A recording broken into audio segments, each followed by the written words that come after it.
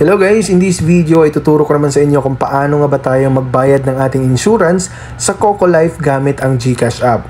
So first step guys, ang una muna natin gagawin ay pumunta sa Play Store or App Store para i-update yung GCash application natin. So ang reason kung bakit ina-update natin yung GCash mobile app natin ay para hindi tayo maka-encounter ng kahit anong mga glitch or mga problema sa pag-transact natin or kahit anong mga ginagawa natin dito sa GCash. Dahil alam naman natin dito sa GCash pera yung involved, kaya ayaw natin na baka bigla-bigla na lang nawawala yung pera dahil sa mga error na yun.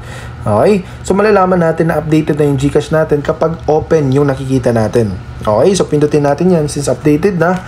So pindutin lang natin tong bills, no? Katabi ng transfer at itong insurance sa baba naman ng telecoms.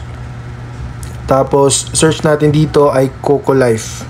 So makikita natin dito Coco Life, so select natin yan. So yung posting period dito guys ay next business day. So kung ngayon tayo magbabayad, kinabukasan magre-reflect yon. Okay, so halimbawa guys, magbabayad tayo ng insurance natin na 5,000, no? So sample lang naman to guys. So ilagay natin dito yung 8-digit policy number, no? So halimbawa guys, maglalagay tayo ng 8 digits.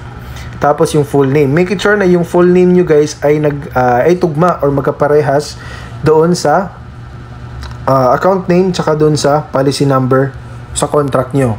Okay? Para iwas error.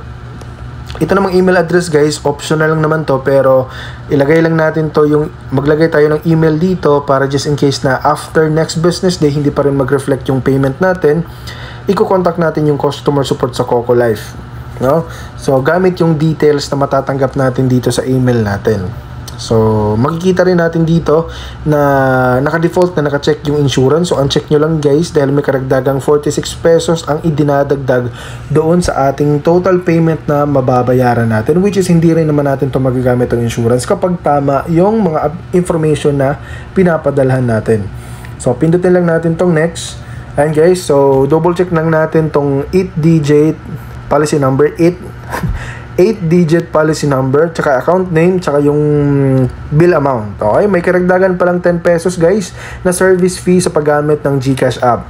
So kapag tama na guys at satisfied na kayo, so pindutin nyo lang yung confirm at automatic na magiging successful yung payment nyo dito sa GCash application. So ayun guys, sana nakatulong tong video na to, at syempre kung may mga katanungan kayo, please make it sure na mag-comment down below para masagot natin yan.